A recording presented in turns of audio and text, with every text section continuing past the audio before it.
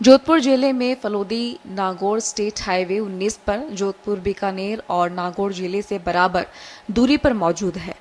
कहते हैं 650 साल पहले तक यहाँ घना जंगल था। विक्रम संवत 1438 में गोदारा, नैरा, बीरठ, मेघवाल और सोलंकी नाई जाति के लोग ही यहाँ सबसे पहले आकर बसे थे।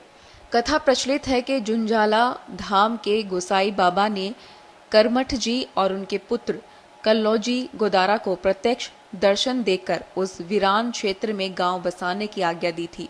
गांव आबाद करने के वक्त से ही करमठ जी के वंशज ही गोसाई बाबा की सेवा कर अपना धर्म निभा रहे हैं। बताते हैं कि रियासत काल में राव पातोजी के वंशज खीमकरण पातावत घंटियाली से आऊ आकर बसे थे। खेमकरण पातावत के वंशजों की वीरता से प्रभावित तत्कालीन जोधपुर दरबार ने पातापट्टी के 24 गांव में आऊ ठिकाने को सोना नवेस की उपाधि से नवाजा था। रियासतों के विलीन होने तक मारवाड़ रियासत के कागजों में गांव खरनोखड़ा बास आऊ कहलाता था। आऊ गांव जोधपुर जिले के लाहौर विधानसभा क्षेत्र में आता है तथा आऊ से शिव मुखानेर, जोधपुर, बीकानेर व नागौर तीनों जिलों से बराबर दूरी पर स्थित है। आऊ गांव लगभग 600 वर्ष पूर्व विक्रम संवत 1438 में आबाद हुआ। यहाँ के को निवेदन करके घंटियाली से खीमकरण जी पातावत को यहाँ के नागरिकों के रक्षा हेतु आऊ भेजकर ठिकाना इनायत किया गया। तत्पश्चात आऊ ठिकाने को सोना निवेश दौलत ताजिम से नवाजा गया। तत्कालीन समय में मारवाड़ राज्य के को कर के रूप में 10,000 रेखा की व 10 घोड़े सवार की व्यवस्था आऊ ठिकाने द्वारा की जाती थी। आऊ गांव 24 गांवों का पार्टी होने के साथ 5 गांवों की सीधी जागीरदारी थी।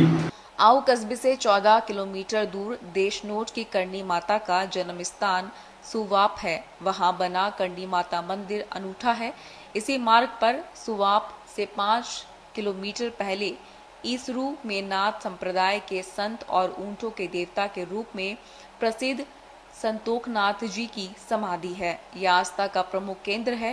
प्रतिवर्ष विश्व प्रसिद्ध मेले का आयोजन होता है। इसमें लोग ऊंटों के निरोगता की कामना को लेकर समाधि के फेरी दिलाते हैं। इसमें बीएसएफ के ऊंट भी शामिल होते हैं। इसके अलावा चारडी स्थित भैरव मंदिर, मेघुदास समाधि, भोजासर स्थित नाहर गुरु बाबा की समाधि, प्रसिद्ध आस्था स्थल 550 वर्ष पुराने जैन पार्श्वनाथ मंदिर सहित पंचवीरों का खेड़ा के नाम से भी आऊ की पहचान है।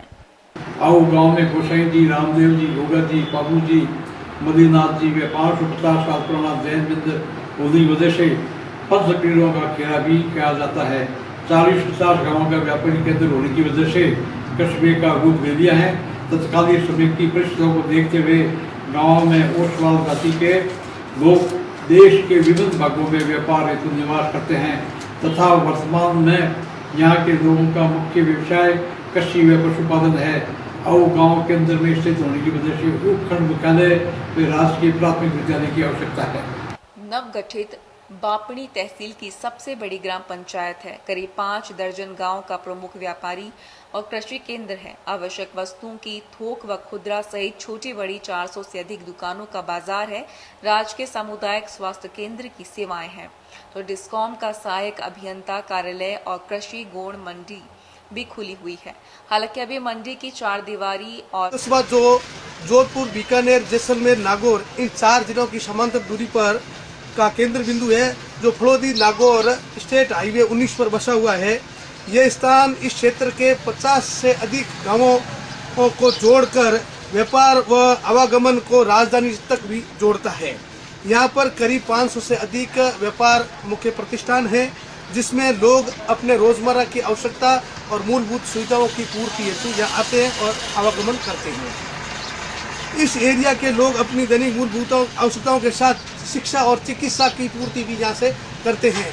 यह किसानों का क्षेत्र है और यहाँ पर किसानों के और व्यापारियों के हित को देखते हुए यहाँ कृषि मंडी का निर्माण त्वरित गति से किया जाए तो यहाँ के व्यापारी और किसानों का हित भी पूर्ति होगी और इस कस्बे के 4 चांद लग जाएंगे। कॉलेज भी खोल दिया जाए और रिको इंडस्ट्रीज एरिया तो गरीब किसान मजदूर सबको इस इलाके को बहुत बड़ा फायदा मिल सकता है। और वर्तमान में पुनर्गठन हो विधानसभा क्षेत्र का, तो आऊ को विधानसभा क्षेत्र नया बनाया जाए तो सरकार और आम जनता को बहुत बड़ा लाभ मिल सकता है।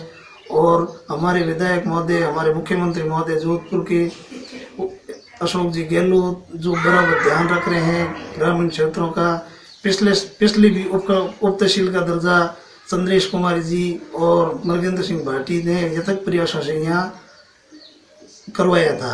अब हमारे विधायक कृष्णाराम जी ने तहसील और पंचायत समिति का मुख्यालय आऊ किया है और मुख्यमंत्री जी का बहुत बहुत आभार प्रकट करते हैं। हिमालय पेयजल योजना की फलोदी, चंपासर व जैसलना की लाइन समीप से गुजर रही है। यहाँ बूस्टर पंप व टंकी बनी है, लेकिन कस्बे व क्षेत्रवासियों को नियमित मीठा पानी अभी मिलने नहीं लगा है। मुख्य सड़क मार्ग भी जगह जगह से क्षतिग्रस्त हैं, इससे आवागमन में परेशानी होती है। पानी निकास की भी बड़ी समस्या है। इसके अलावा कस्बे में महाविद्यालय, ITI, जलदाय विभाग का सहायक अभियंता कार्यालय की मांग भी क्षेत्र के लोग कर रहे हैं। जोधपुर के आऊ से बजरंग पंचारिया की रिपोर्ट, पत्रिका टीवी, राजस्थान।